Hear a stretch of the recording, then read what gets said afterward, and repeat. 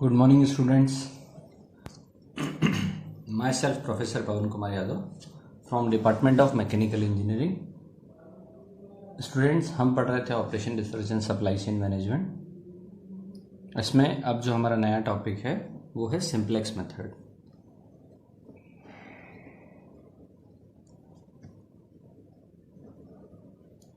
Simplex method के लिए हमने एक क्वेश्चन लिया है।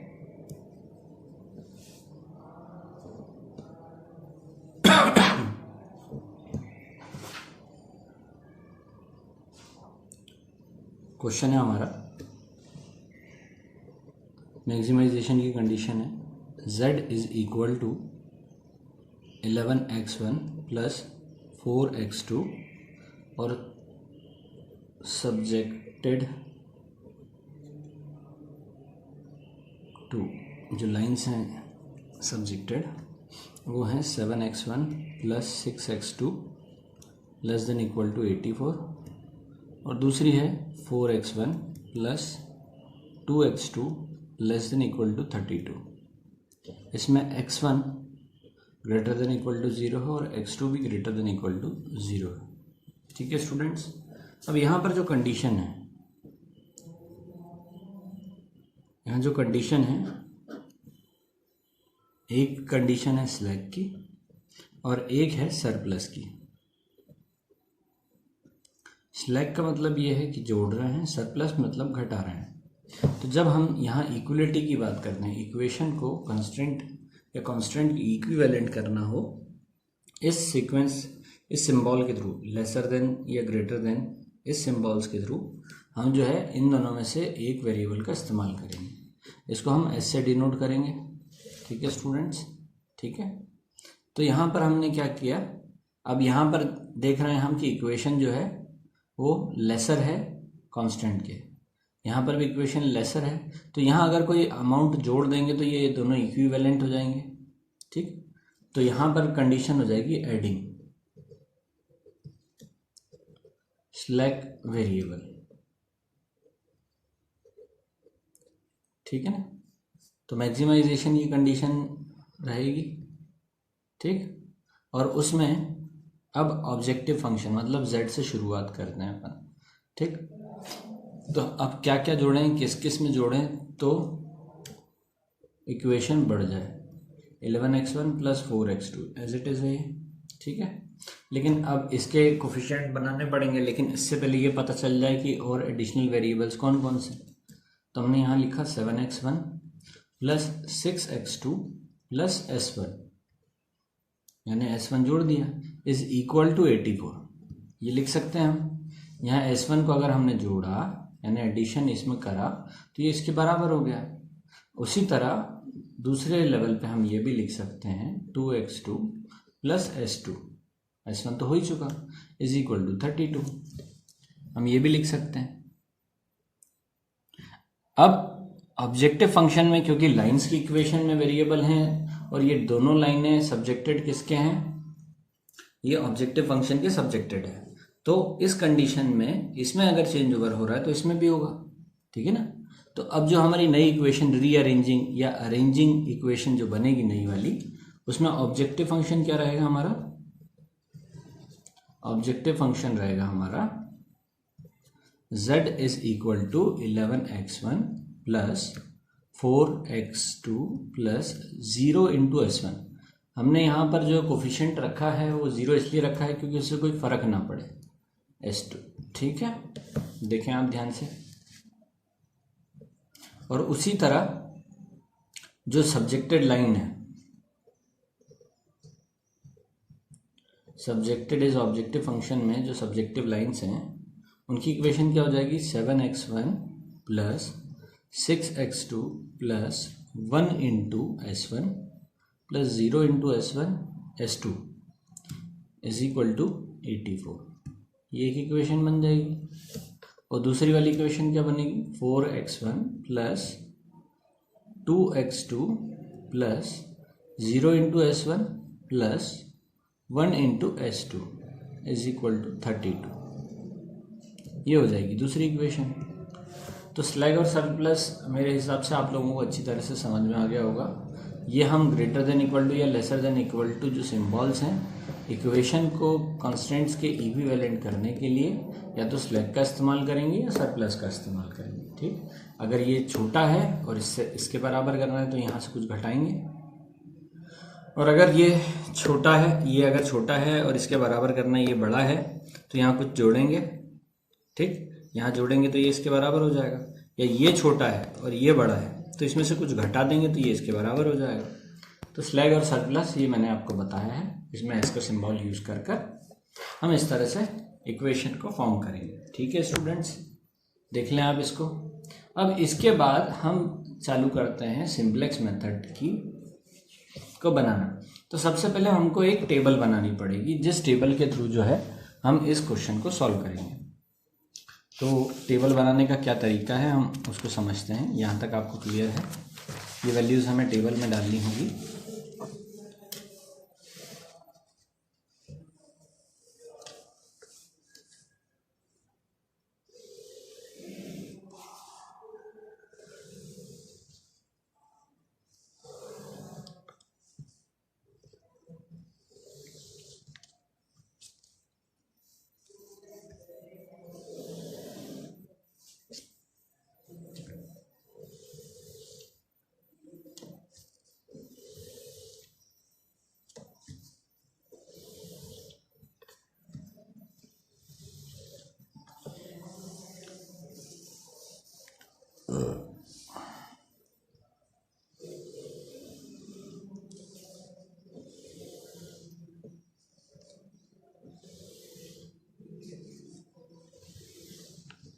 अब स्टूडेंट्स टोटल काउंट करें आप।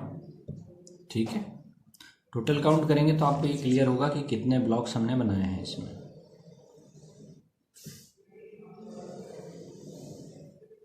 ठीक है, तो पहले हम देख लेते हैं कितने ब्लॉक्स बने हैं। 1 2 3 4 5 6 7 और 8, यानी टोटल 8 हमें जो है कॉलम्स बनाने हैं।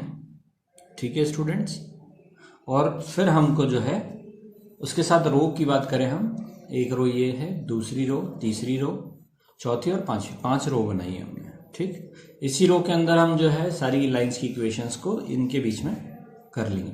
अब हम इस चीज़ को अच्छे से समझने के लिए इसके पार्ट्स में डिवाइड कर देते हैं। ठीक है ना, तो हम यहाँ क्या करते हैं कि थर्ड से लेके, थर्ड के बाद यहाँ से जो स्टार्ट हुआ है इस हिस्से से लेके इस वाले हिस्से तक, इस हिस्से को कह देते हैं ऑब्जेक्टिव फंक्शन।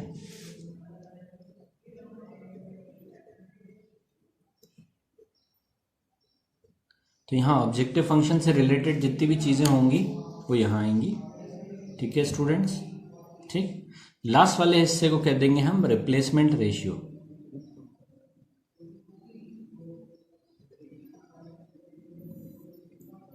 ठीक है, देख लें आप, आर भी कह सकते हैं इसको। ठीक, इस वाले हिस्से को कहेंगे हम सी जे। ठीक है, इस वाले हिस्से को कहेंगे हम प्रोडक्ट मिक्स, यानी इस प्रोडक्ट मिक्स के अंदर स्लैग और सरप्लस वेरिएबल्स आएंगे। ठीक, इसमें वेरिएबल आएंगे और उसी वेरिएबल के कोफिशिएंट जो है इस कॉलम के अंदर आ जाएंगे। ठीक है,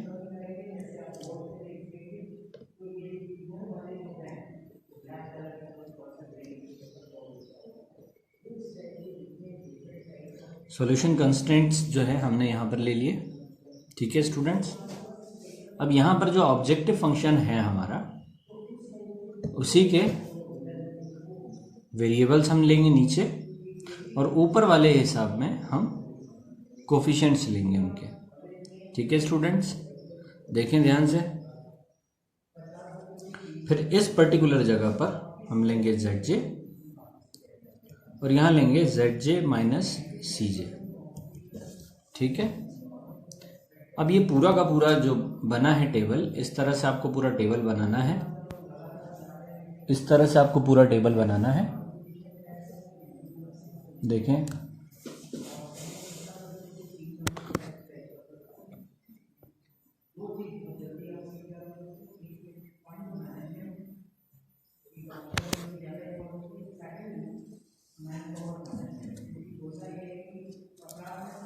ठीक है।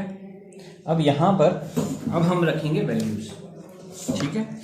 तो ये जो है अभी हमने सॉल्व किया था अभी तक, ठीक है। इसके अंदर ऑब्जेक्टिव फंक्शन जो है उसकी इक्वेशन लिखी हुई है जो आपको दिखाई दे रही है, देखिए आप, और 2 लाइंस की इक्वेशन दे रखी है। अब ये जो 3 अलग अलग इक्वेशंस दिख रही हैं आपको, एक तो ऑब्जेक्टिव फंक्शन की और 2 लाइंस की इक्वेशन की, इनको हमको पुट करना है उस टेबल के अंदर। तो सबसे पहले हम बात करते हैं ऑब्जेक्टिव फंक्शन वाले एरिया की। ऑब्जेक्टिव फंक्शन की बात करें तो सबसे पहले हम वेरिएबल की बात करें। x1 वेरिएबल, x2 वेरिएबल, ये दिख रहा है हमको, s1 और s2 वेरिएबल, ठीक है स्टूडेंट्स। ये चारों वेरिएबल्स हमने यहां रख दिए। अब इन्हीं के कोफिशिएंट्स देख लेते हैं। x1 का 11 है, ये दिख रहा है हमको, ये 4 है, इसका 0 है और इसका 0 है।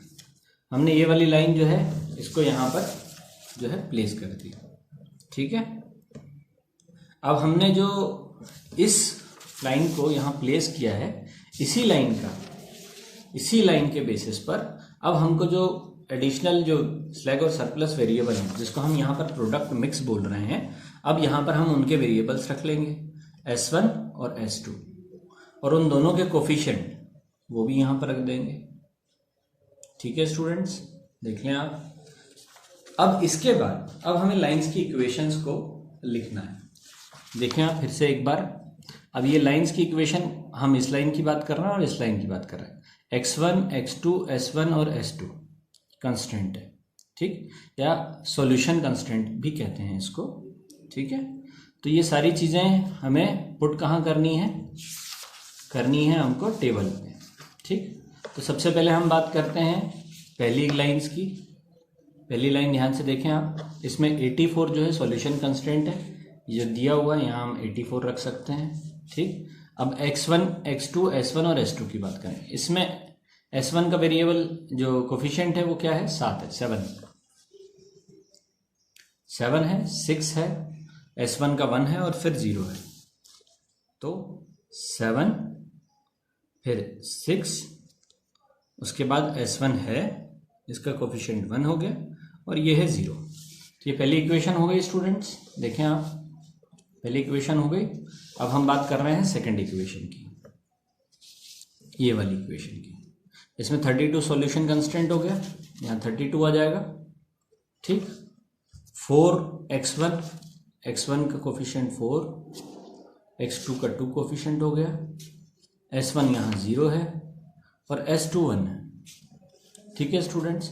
तो इसके बेसिस पर हमने ये पूरी की पूरी टेबल को जो है यहाँ पर फिल कर दी, ठीक है। अब हमें करना क्या है, अब हमें CJ जो है उसकी वैल्यू को मल्टीप्लाई कर ZJ निकालना है। तो ये जो कोफिशिएंट है इसका मल्टीप्लिकेशन करेंगे हम इससे, फिर इससे, फिर इससे, फिर इससे, फिर इससे, प्लस करते जाएंगे हम क्या, इसका इससे मल्टीप्लिकेशन, मतलब 0 multiplied bye 84, 0 multiplied by anything is 0, plus 0 multiplied bye 32, तो इसका पूरा सम क्या हो गया, 0, ठीक।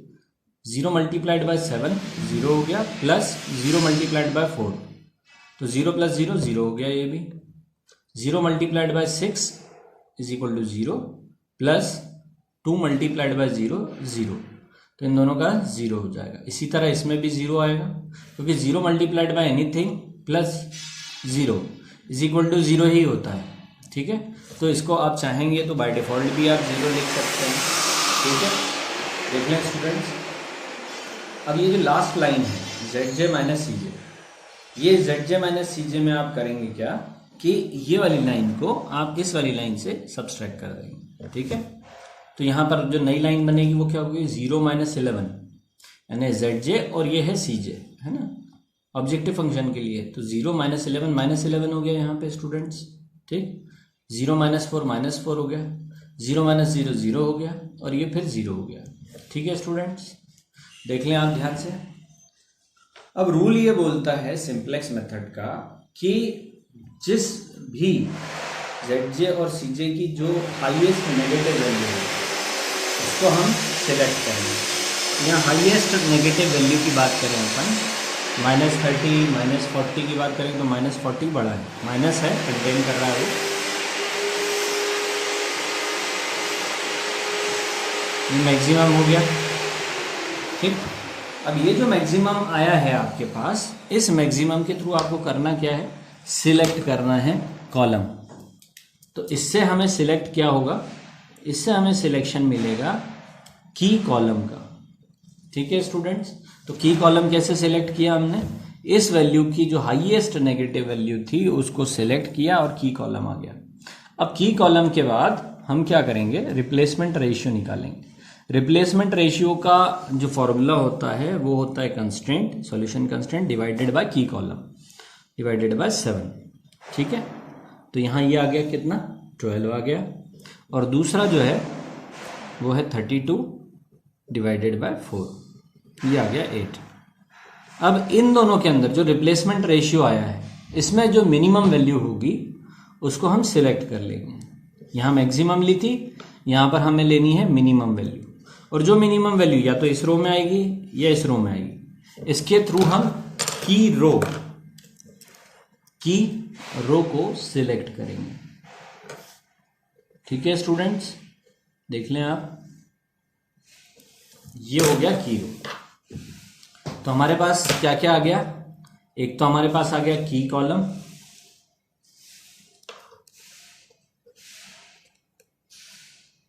और हमारे पास क्या आ गया यहां से, की रो, ठीक। तो की रो की कॉलम आ गया हमारे पास, ठीक है। और ये वाला जो नंबर है इसको कहेंगे हम की नंबर, ये जो 4 है इसको कहेंगे हम की नंबर, ठीक है। तो जब सिंपलेक्स मेथड हम सॉल्व करते हैं तो हमें ये ध्यान रखना है कि की रो कहाँ आ रही है, की कॉलम कहाँ आ रहा है, ठीक है स्टूडेंट्स, और की नंबर क्या है, ठीक है। देखें ध्यान से, एक बार ध्यान से देखेंगे तो आपको और अच्छे से क्लियर हो जाएगा। इसमें आपको पूरा का पूरा टेबल दिख रहा होगा, की रो की कॉलम सब दिख रहा होगा, देखें आप।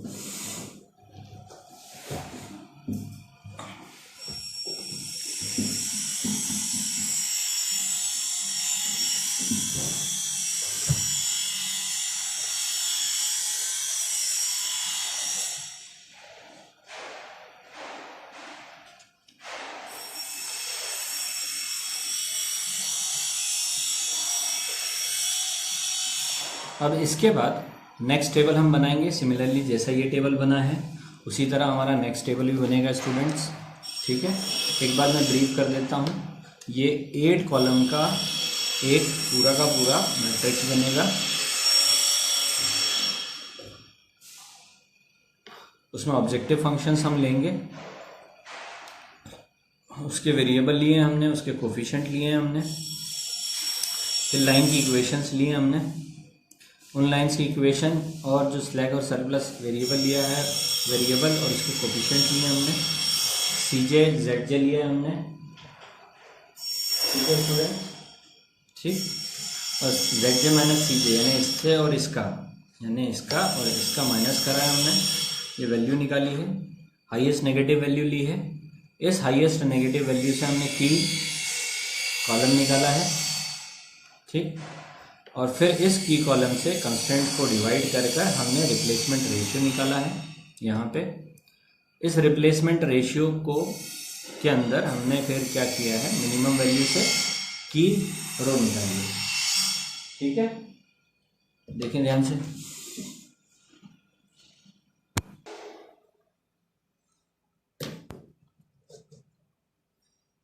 देखिए स्टूडेंट्स, अब इसी को कंटिन्यूएशन में हम क्या करेंगे, ये पहला इटरेशन जो हमने किया है टेबल पे ये एक हो गया है। अब नेक्स्ट स्टेज पर जाएंगे हम, फिर हमें यही मैट्रिक्स फिर से ड्रॉ करनी पड़ेगी हमको, इसी तरह से फिर से बनाएंगे हम, ठीक है। देख लें अच्छे से,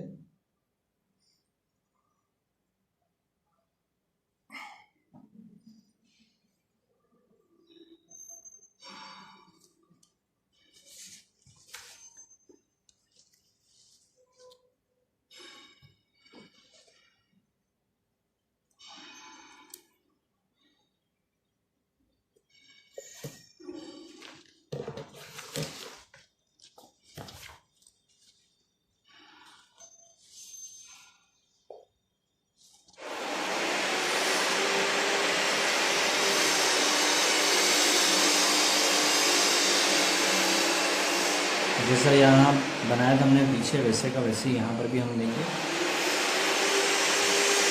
सीधे प्रोडक्ट मिक्स सॉल्यूशन कांस्टेंट, उसके बाद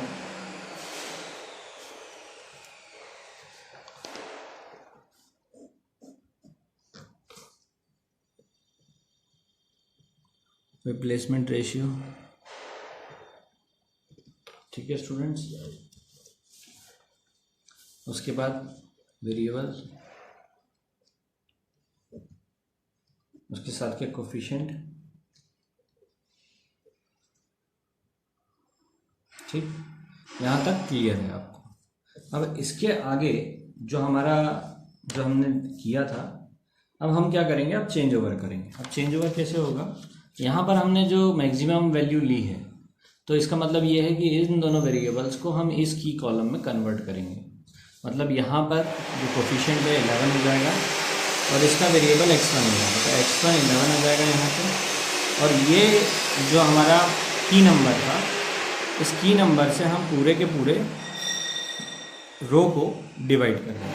ठीक, तो ये हमारी पहली स्टेज रहेगी। हमने क्या किया स्टूडेंट, फिर से देख लें, यहाँ हमने 11 x1 को यहाँ ले लिया और इस पूरे के पूरे हिस्से को हमने की कॉलम, की एलिमेंट से या की नंबर से डिवाइड कर दिया।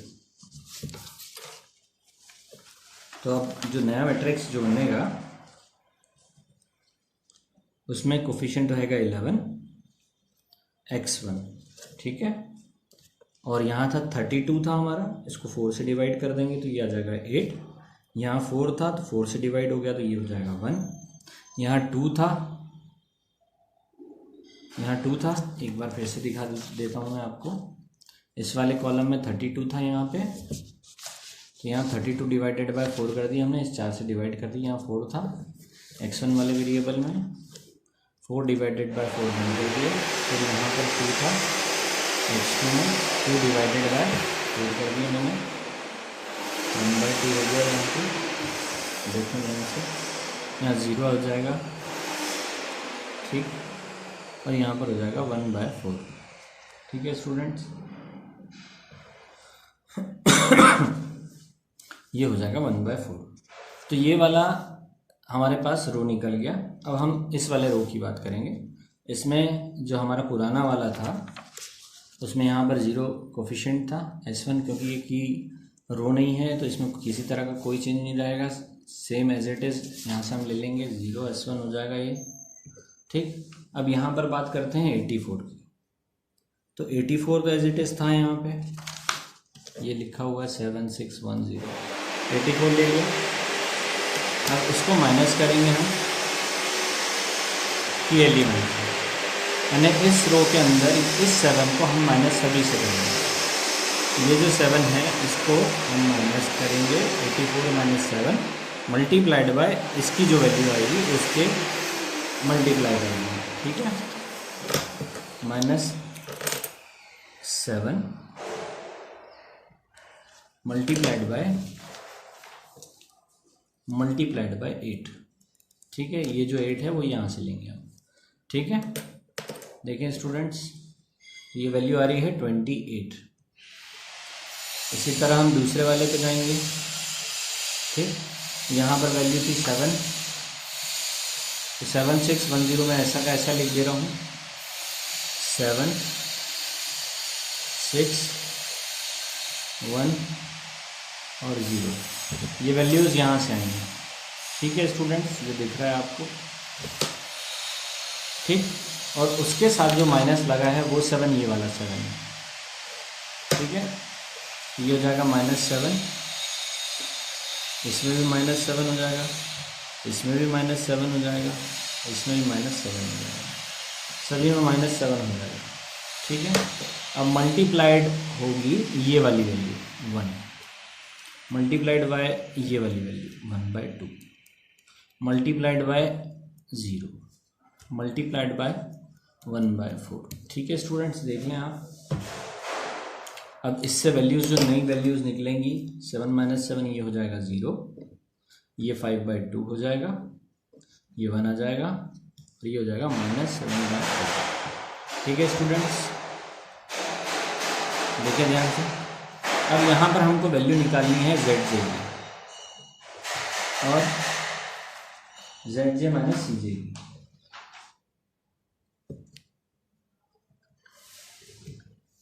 ZJ माइनस CJ की, ठीक है।